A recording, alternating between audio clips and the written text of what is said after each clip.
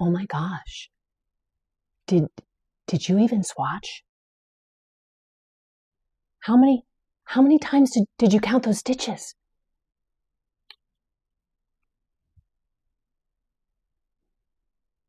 Are you measuring your swatch on your leg?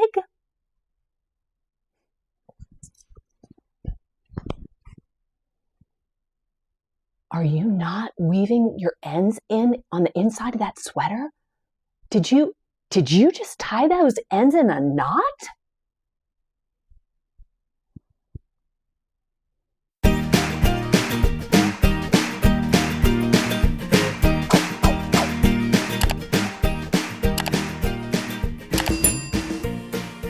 Hey knitters, welcome to episode 228 of the Knitty McPurly podcast. I'm your host, Devin You can find me on Instagram as Knitty McPurly. I'm at KnittyMcPurly.com. And if you want to email me, I'm Devin at KnittyMcPurly.com. Welcome to the podcast. Today, I'm drinking out of my Buc-ee's mug. Woo woo! Beaver believer. I just think Bucky is so cute. This was given to me by Damara. I was calling her Damara. I'm so sorry about that. Damara. But thank you so much for my Buc-ee's mug. Got some hibiscus tea in there this morning, and it is all good. Welcome. It has been very hot here in Virginia. I am wearing a new top. Did you notice? I finished my short sleeve Benedicta that I have been working on for absolutely ever. So this is Dubrovnik DK in the River Rock colorway, which is a tonal, and October's color of the month from 2024, which is a variegated. This, as we talked about a few weeks ago, is a great use of a variegated yarn because you get it in small bits without it being too much. Sometimes, and it depends on the project, if the project is very, very simple, you can get away at times using an overall variegated yarn, but sometimes it just gets too busy. So by breaking it up with a solid, semi-solid tonal, you can make it look really good, in my humble opinion. I'm very excited. I've been working on this, working on it since October of last year. It was the thing that I picked up here and there. Like I never really worked on it for any length of time, but also not doing sleeves because this pattern does have sleeves. I just omitted them because I wanted it to be short sleeved. So that made it go really quickly. All right, progress and shop news. Let's get right into it. Many of you are very excited for our summer Knitalong. I got a huge response about this. I'm so glad that you are excited. It starts tomorrow, so there's still plenty of time to get in on it. Tomorrow is the earliest time that you can cast on, but you can cast on it anytime in the Cal as long as you've finished by August 15th. So we have 2 solid months, June 15th through August 15th. Let me just go over the rules for the summer Knitalong in case you missed it last time. Must be a new cast on. You might have projects in progress that you're working on. Those do not count.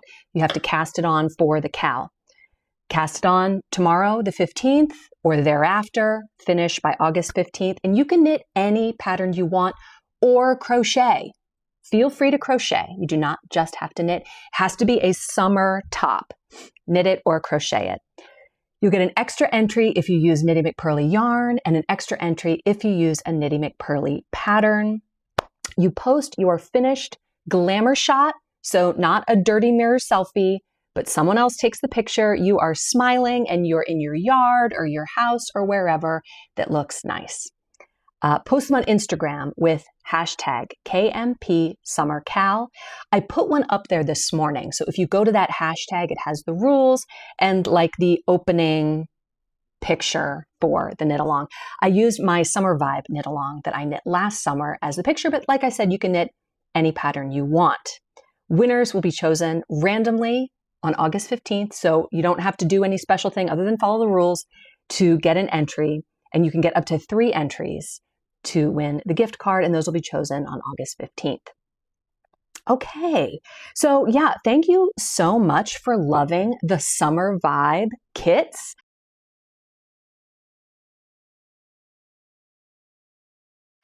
I had a lady, I told you this last week, who emailed me and said, Devin, I want to make a summer vibe and I want to use your kits. Sorry, there's fluff or something floating in here. I want to use your colors. Can you put up kits? And I was like, sure. So I said, they're going to go up on Saturday, and they went up early Saturday morning, and I talked about them last week on the podcast. And then they sold out so fast that the woman who originally said she wanted one didn't get one. And I was like, what? So, and I'm thinking, I mean, we're going out of town at the crack of dawn tomorrow morning. So I was like, okay. And this was, last week.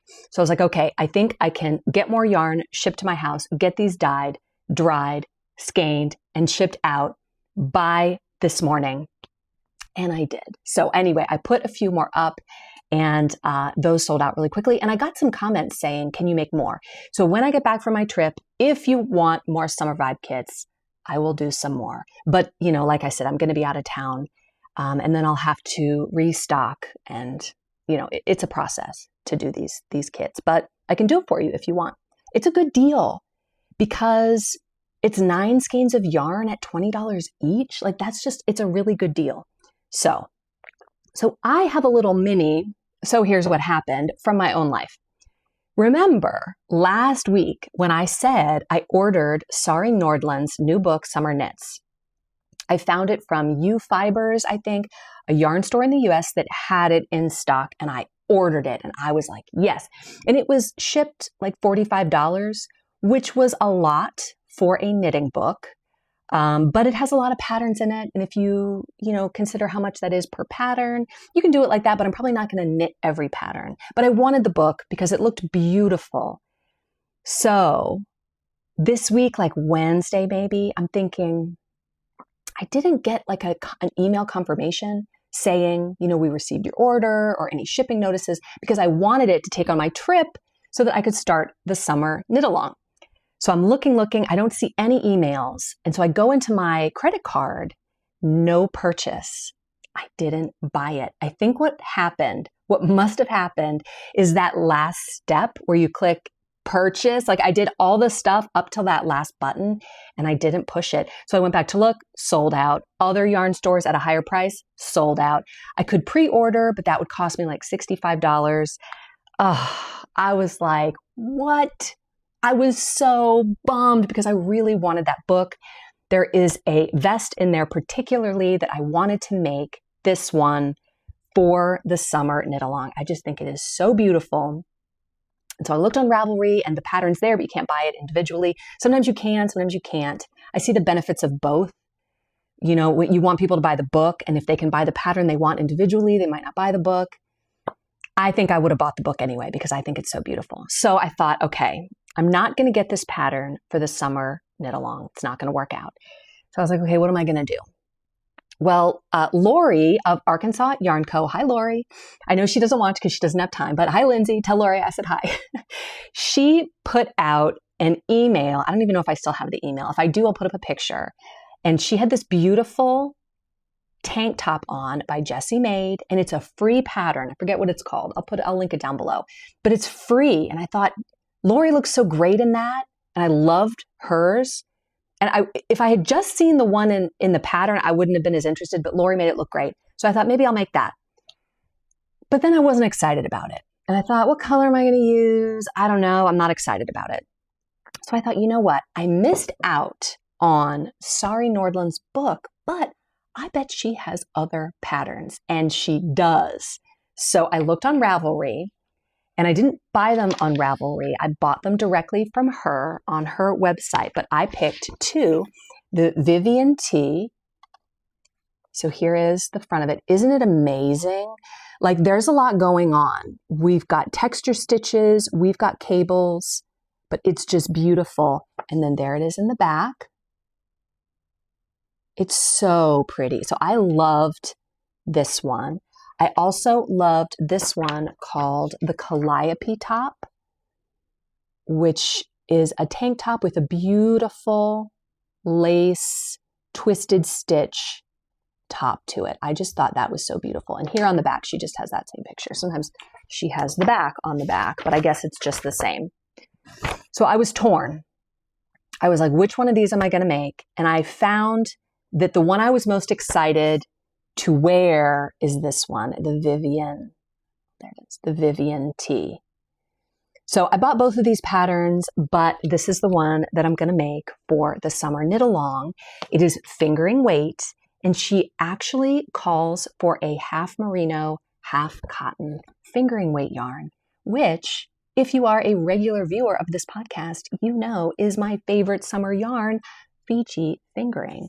So I'm going to make mine in Meadow, and I went back and forth. I was like, do I want to make it in pewter, which is a light gray, which would look very similar to this, or do I want green? And I was like, I thought about what I wanted to wear. Green is what I wanted to wear. Now, the Fiji fingering, as you know, it dyes up more muted because it is half cotton. So I dye the animal fiber, and the cotton only takes a little bit of that dye. I personally love that. I love how it looks. If you've seen my Summer Vibe and my Jupiter crop, those are both out of Fiji fingering. So you get, and the one I wore last week, the Hey Sailor, all of those are in Fiji fingering. So it is a little more muted than like Dubrovnik DK. Dubrovnik DK is an amazing yarn. It takes that dye so well. And I'll talk about this in a minute too. So I thought she calls for a size 4 needle for the body of the sweater. And she gives, you have to do the swatch in moss stitch. Yes, I am swatching for this top because I'm unfamiliar with this designer and because it is going to be a labor of love. There is a lot going on in this sweater and I don't want to mess it up. But I thought, I'm a loose knitter. So I'm going to swatch with a US 3 because probably I'm going to need to tighten up the gauge. So the gauge is 20 stitches over 4 inches in fingering weight, which is a pretty open gauge. I was a little surprised. So I tried, and yes, this gigantic swatch, don't judge me. I feel you judging me. I made this gigantic swatch. This is River Rock. And it's 4 inches across, and I decided not to knit it longer because I don't really care about the row gauge. I'm going to knit it as long as I want. I'm going to try it on. It's top down, which I love.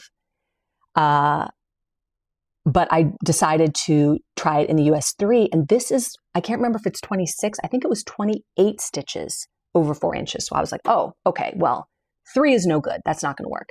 So I tried it in a US 4, another gigantic swatch. Now, in a US 4, this is Fontaine, the color. I got 24 stitches per inch, but I really like this fabric. It's a little open, but not too open. I don't want it to be too open. I'm not going to like it. So I decided to go ahead and use the needle that she recommends, but my gauge is going to be different. So what did I do? You know what I did. I got out my gauge switcheroo worksheet, which is available on my website for free if you don't already have it. I downloaded that and I put in my information, and I found that even though the pattern, the size that I would have knit is the second size, because that should give you a 40-inch bust, and that's about what I wanted for my finished sweater, I'm going to knit the 4th size, which if you're using her gauge should give you a 47-inch bust. But if you're using my gauge, will give you a 39.3-inch bust. So that's what the gauge switcheroo worksheet does. If you get a different gauge than the designer is using, you can put your information into that worksheet and it will tell you what size to knit with your gauge. So it works really well with these size inclusive patterns because there are so many options. If there's 8 or 9 sizes, it gives you a lot of choices to knit a different size with your gauge and get the size that you want in the end. So I kept her needle because I like the fabric, and I'm going to knit the size 4 instead of the size 2. So I'm excited. I can't wait to cast on. Like I said, we're leaving early Sunday morning. So I have my yarn ready. I don't have my bag packed yet because I'm actually filming this on Thursday, but I'm going to make sure I have all the needles that I could possibly need. It took some thinking to figure out the construction of this sweater, but I'll just tell you, you start it by knitting the back, and the back is shaped like a raglan. So you've got this straight across here, and you knit it flat, and you knit it like that, okay? There's like a seam there. And then I think when you get to about here, you start with the front, and you pick up the front, and you pick up the front, and then you knit down, and you will join them in the middle, presumably. And then when you get to the underarms, you're going to knit it in the round. So I really like this construction. I have done this in my Molly sweater. It is constructed in a similar way. I really like this top down. Top down is so great because you can try it on and you're not stuck in the end. My last two sweaters that I've knit have been bottom up, Andrea Mowry patterns, and they've been great. I just, figure how long I want it here and then how long I want it here. It works. Bottom up works, but that's what I'm going to be doing. Okay. I'm excited about it. I'm really pumped. I haven't made anything like this in a while with a lot of stuff. And I just said about the Hey Sailor that I didn't like having to constantly watch. This feels somehow different. I don't know. Okay. All right. Last thing I want to talk about is my Wisteria top by Joan Ho that I lost the book and Amy sent me the pattern.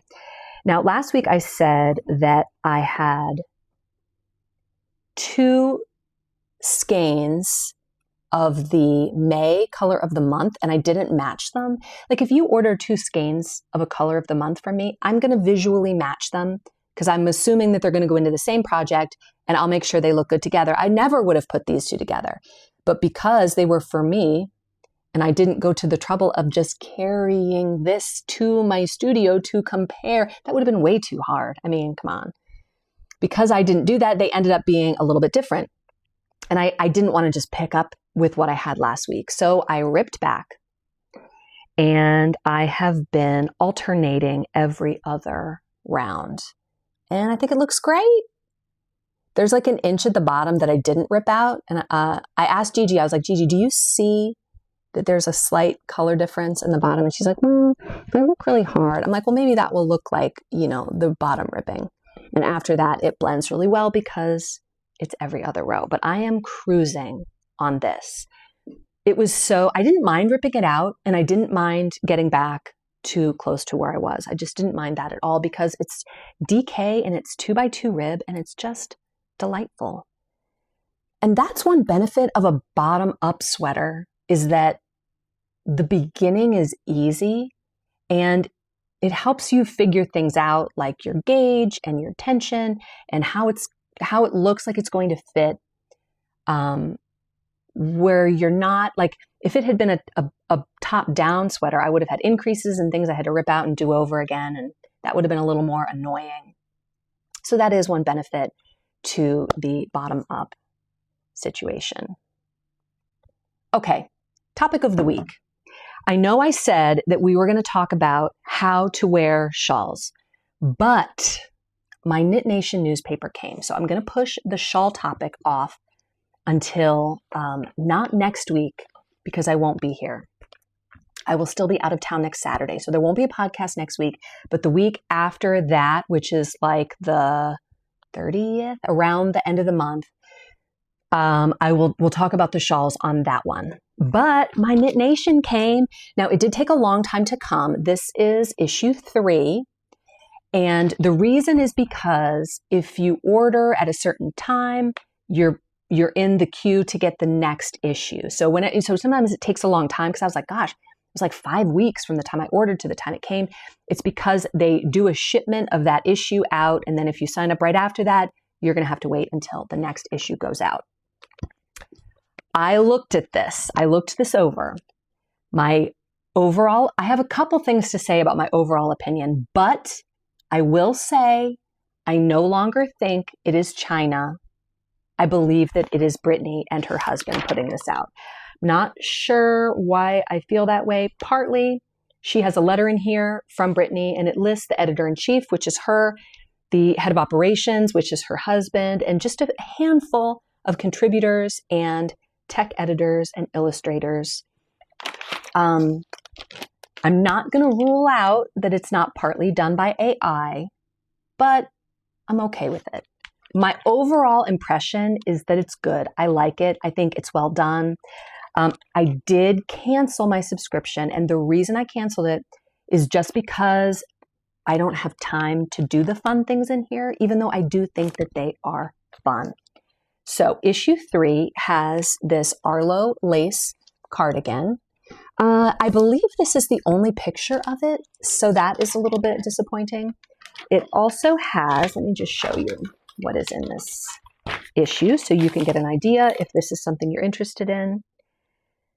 There's a few things in here that are recommended, like there's book recommendations and product recommendations. There's a couple of smaller patterns, the beer bucket hat, and there's a scrunchie pattern, which is really cute. When you make a scrunchie, you start with like a hair elastic and then you knit or crochet off of that. There is a Sudoku, which is cool. It's at the bottom here. There's a little Sudoku if you like to do that. Let's see. There are articles about knit history unraveled, wool made the crown, how sheep funded the medieval Britain's rise. That's interesting. And so there's a whole 2-page article on that. There's a little word game, stitch and spoon, related words from a certain group of letters. Let's see what else. Here we have the Village Wool Built, a yarn shop at the heart of Britain's wool legacy. So highlighting local yarn stores. The Local Fleece Edit, Stewart's British wool picks. So she keeps saying local and talking about England, but I think she's an American, so I don't know. So on this page, we have a picture and a pattern of the knotted market bag. So there's a pattern for that. And then at the bottom, there is a yarny word search. So these are the word games are the things that I would be the most interested in because I haven't seen a pattern yet that I want to make. And that is a challenge, getting patterns that people actually want to make. So the next part has a community spotlight with a knitting story, which is really nice. And Meet the Makers. It's a lot of London wool, a lot of England stuff. So then we have the pattern. Oh, here's a different pattern. What pattern is this? I don't know. This one, which I guess is something different. Looks like a pullover, but it's knit so dark that it's really kind of hard to see the details. But the pattern for that is in here, and it's got all the details.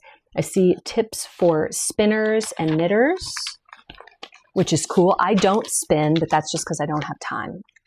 In another life, if I had like clones, one of them would spin for sure. So here we've got the rest of the pattern. Oh, there's another pattern. I looked at this. I got to confess, I'm really giving it a closer look as we go through it. We have a baby raglan, which is really nice. It's always good to have a good go-to baby knit. That pattern is in here. The Curious Knitter. And this talks about yarn memory, plant fibers, acrylic, blocking. That's interesting. Okay, and then here is the pattern from the front page, which again, I believe the only picture is from the back. I wonder if you can find that pattern on Ravelry to see more pictures. I don't know.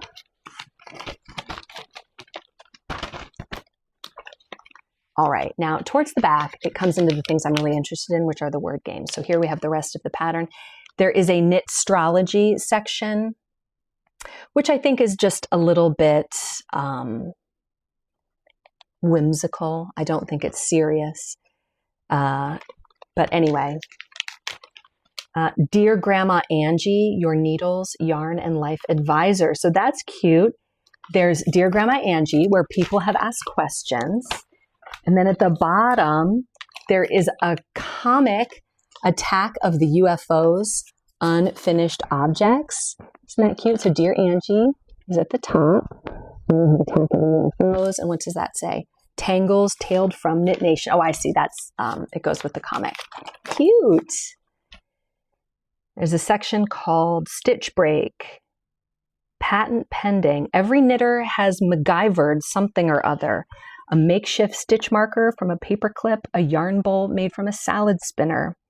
That time you used dental floss to graft live stitches. And so this is really interesting. It talks about the sock knitting machine and all sorts of things, inventions that have helped knitters over time. All right, this is so cute. This is really cute. If you have the time and like, $10 a month that you want to spend on this, you should, because it's really, really cute. The 9 Patterns of Emily North, a 9-part mystery serial only in Knit Nation. It's a story. It reminds me of how newspapers used to be back in the day. Here we have a maze where the llama, the queen of coziness, has to find her friend. So cute. All right, we're getting toward the end now. We have another pattern for a heart blanket. And there's directions for that in Tarja. Now, the last page is cute. We have a quiz. What is your yarn shopping style? The story of Knitflix and Pearl, which is a Mad Lib. So there's our quiz. And we have a Mad Lib. And finally, on the back is the crossword. And there is a little bit of an ad for Baking Nation, because I guess they figure if you knit, you probably bake too. It's good. I like it. I recommend. Awesome.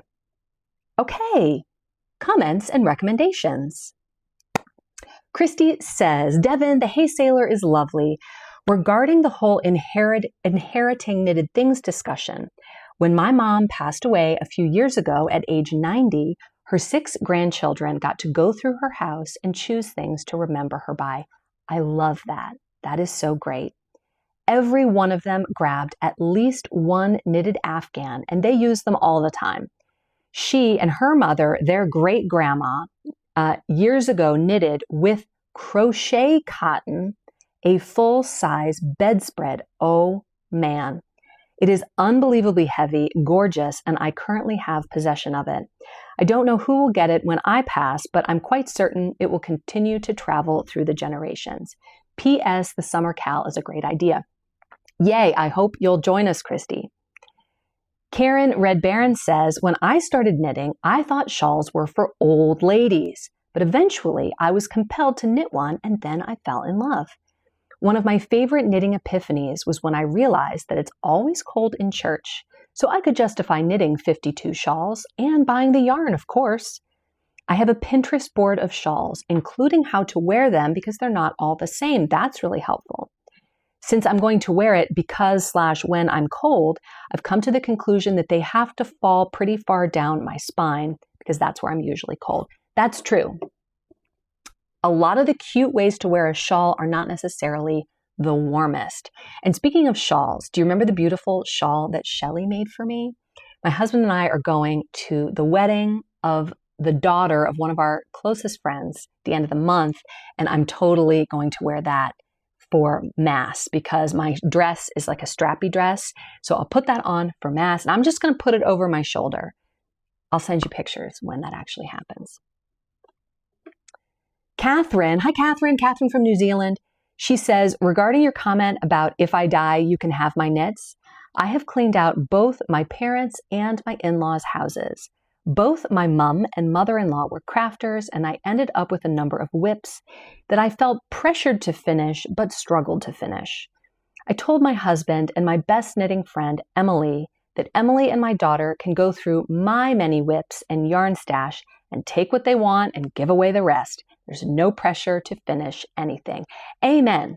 if I die, when I die, I don't care what gets finished. Just whatever you donate what you can, keep what you want, and don't worry about it. You hate to die, leave people with a funeral and work. No, thanks. Dilly Dahlia says, oh, this is my favorite because she's so sweet. She says, your Hey Sailor looks so good on you. Honestly, you are like Andrea Mowry and how you look good in everything. Well, I'm going to be floating on that compliment all week long. Thank you so much. She says, regarding the Timbo vest, I second what you said about not making it too big. I made one after seeing yours and chose a bigger size than I should have, a tendency that I have. It looks like a sack on me. I can't decide if I want to frog it and do it again or just donate it. Here's what you should do. If you love the yarn and you paid a premium price on it, frog it and do it again. That's like the one that I made that's just a little bit bigger, because the one in the pattern, the person in the picture is wearing it a little bit big and it looks good on that person. But I think that person is built like a stick. People who are built like a stick look good in oversized things. I am not. I have hips. And so I look better in something that is more fitted. So the one that I have that is fitted and short looks great. It just looks good. I wear it with high-waisted pants and I think it looks really nice. The one I have that's a little bit bigger, I just don't wear it as much. That's a good idea. Maybe I should rip it out and do it again. Mrs. Clonge, hi Stephanie, says, I love making and wearing shawls. I'm working on one right now with mosaic colorwork in it. I also love the sundial tee that we talked about last week. I think I might have enough Knitty McPurly yarn in my stash from socks I've made with your yarn to make one. Maybe a new cast on come June 15th. The sundial tee is a great pattern, especially if you want to use scraps. I love that about this top. Very often, it's easy to use scraps for things like shawls and socks, harder to do it with a top. So this pattern is really nice. Karen Davis had a lot of good book recommendations. I'm not going to read them all because the thread went on for a while, but her initial comment says, Charles Martin has come up in your comments multiple times. I think I have read every one of his books. My two favorites are Chasing Fireflies and Wrapped in Rain. I have read both of these books twice because I love them so much. My favorite book I've read in 2025 is The Borrowed Life of Frederick Fife by Anna Johnston. I only give a book 5 stars on Goodreads if I would read it again. I definitely would read this one again. I laughed, I cried, my heart was swept up and carried away. Great recommendations. Karen, thank you so much. S. Kara says, I'm excited to join in the summer knit-along. I want to make a simple fingering weight tee, so I searched your patterns and I thought the Diggory tee was perfect. I was just about to add it to my cart when I noticed it is bottom up. I really don't like bottom up, especially since I need something easy to bring on road trips this summer. Can I re-engineer it to knit it top down, or is there a reason that it is knit that way? You could re-engineer it to do that, but that's a lot of work. If I were you, I would find a simple t-shirt that's top down, and I would go with that. If it's something you want to be really, really simple, a raglan would be a great choice because you're just going to do a cast on, you're going to do the raglan increases, split 4 whatever sleeves you've got, and then knit to the bottom. Surely those exist. You could probably even put in those attributes on Ravelry and search it there. You might even be able to find a free pattern. So if you are wed to top down, which I get, I love top down. The reason I knit this one bottom up is because of the short rows. I felt like it was a little bit easier to do it bottom up, but you do you. Absolutely. Okay, I just have one book recommendation. It's not even a recommendation because I just started this book. I mentioned it before, The Secret Life of Groceries. That is by Benjamin Lohr. I love nonfiction. If you are a fiction lover, you might not love my recommendations, but this so far, it's like the history of the grocery store and like how the cardboard box was invented. I mean, it's really, really interesting. I think it gets a little darker. Like the introduction is a little bit dark, talking about the shrimping industry and how there are atrocities involved. Like you think you're just buying shrimp either at a restaurant or at the grocery store.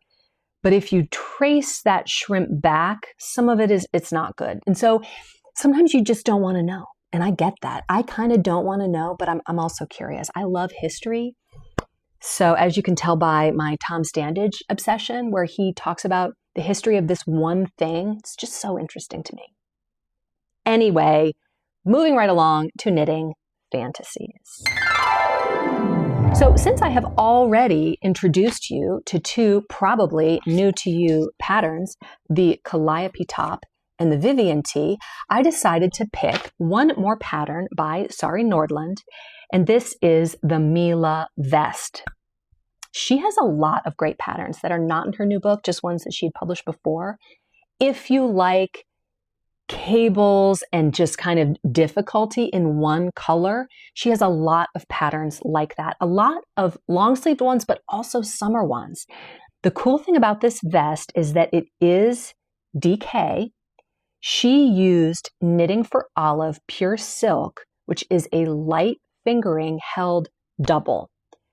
So a light fingering plus a light fingering equals a DK. It's very, very pretty and probably would be pretty cool because it is a silk. Again, you can use whatever yarn you want. It comes in how many sizes? 6, 7, 8, 9 sizes, which is really nice, especially if you don't get gauge. I just thought this was really pretty and a good option. All right, so here's what happened. Today's story comes to us from Tammy. Hi, Tammy. I just love Tammy. She's a really sweet person. Anytime I interact with her over email, it's a delight. She sent in a story that I read maybe a year ago about her dear best knitting friend who passed away from, I think it was cancer. And it was a very heart-wrenching story. Today's story is a little bit lighter. She says, I have heard you speak about knit-worthy husbands. As much as I love and adore my husband, he's only partially knit-worthy. Yes, I get it. Me too. I have made him a sweater, socks, and a scarf that he has never worn. Well, actually, that's not completely true. He did try to wear the socks once, but he said they were too warm and too tight. The only thing he will wear is knitted hats. That's my husband too. Same thing. The first hat I knit for him was made with some acrylic yarn because you didn't want to use your good yarn on somebody who might not wear it, right? She says he has it almost worn out and keeps asking me to fix it because it grows and covers his eyes. The next hat I knitted for him was 100% wool because he had proven himself, right? Hand dyed by a local indie dyer, yes, and is also the head gardener at the Yarn Garden, my local yarn store. I took my time deciding whether to wash or toss the first hat because I would really like to toss it. This forced him to wear the second hat smart. My husband is a truck driver and spends a fair amount of time outdoors loading crude oil from oil wells, and then he takes it to a refinery in Ohio. That sounds like really hard work and probably cold, so he would need a good hat. We live in Michigan, and in the winter, he definitely needs a warm hat. I need to pause the story and tell you about my local yarn store, the Yarn Garden. The last several years, we have celebrated Finish Object February. The head gardener creates a bingo card with different options and encouragement to finish your whips and win a bingo. She also invites us to a whip party where we hang out all day and work on our whips. Oh my gosh, that sounds like so much fun. She and another experienced knitter are also available to help us with the challenging aspects of our whips. The other event during Finish Object February is a frog party. 1 or 2 of the bingo squares is frogging a whip. Whip is work in progress for those of you who might be new. She has a frog party to encourage us to frog an item that we know is not working out. Frog means to rip it out. For new people, rip it, rip it, rip it. We all get out and rip it, rip it, rip it. I shouldn't interrupt because Tammy's just going to say it for me. Now, this is where the two stories come together. One of the Saturdays this past February, we had our frog party, but I was stuck at home with a sick puppy. I joined via Zoom, but was definitely experiencing FOMO, fear of missing out. Because I couldn't leave the house, I needed my husband to stop at the grocery store on his way home from work. Now, keep in mind, he has been working at the dirty oil wells all day and doesn't have a change of clothes. He stopped at the grocery store wearing his dirty, oily, and I'm sure somewhat smelling overalls. He was also wearing his bulky weight stockinette hat. He was walking down one of the aisles and a couple stopped him. The lady told him that he had a nice hat and asked if it was hand knit. He told her that it was and that his wife made it for him. She said she was also a knitter and noticed how nice the hat was. They departed to continue their shopping. My husband came upon them again in another aisle. He decided to stop them and told the lady that if she was such a good knitter, why didn't her husband have a knitted hat? She sheepishly told him that she hadn't knitted him one for a while. He then said, with a smirk on his face, I told my wife that she could buy a stockinette cap at the store for $10. But oh no, she had to spend $350. He actually said $350, not $35, to buy one skein of yarn at a yarn store. This lovely lady laughed and asked him what yarn store did she get the yarn from. He said that it was some store in Charlotte, Michigan. She asked him if it was the Yarn Garden, and he said yes. She then told him that she had just come from a knitting event there that day. I have enjoyed telling this story to my knitting friends. We all enjoy when someone notices our knitting. I even found it even more rewarding that she noticed the hat on someone that was not wearing his Sunday best. Maybe that made him more approachable. Don't you think? She says, I hope you have a great week and I look forward to your next podcast. Thank you so much, Tammy. That is a great story. I love that story. The wife and you would have been there at the yarn event together. That's just great. If you have a knitting story and you would like to send it to me, Devin with an I at KnittyMcPurly.com, and I would love to share it on the podcast. The stories you guys send are so, so good.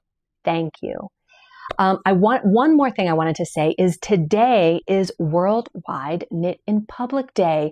I had originally planned to go to an event at a winery up in Leesburg called Public Knit Toxification. It looks so good, and I was really planning on going to that. But because we are going out of town, there is the shopping and the packing and the laundry that all needs to get done. So alas, any knitting in public that I will do today is going to be on my front porch if I am lucky. So hopefully you can get out there and do some public knitting today. And I will see you not next week, but in 2 weeks. Have a great 2 weeks of knitting. Get started on your summer knit along, and I will see you next time. Bye.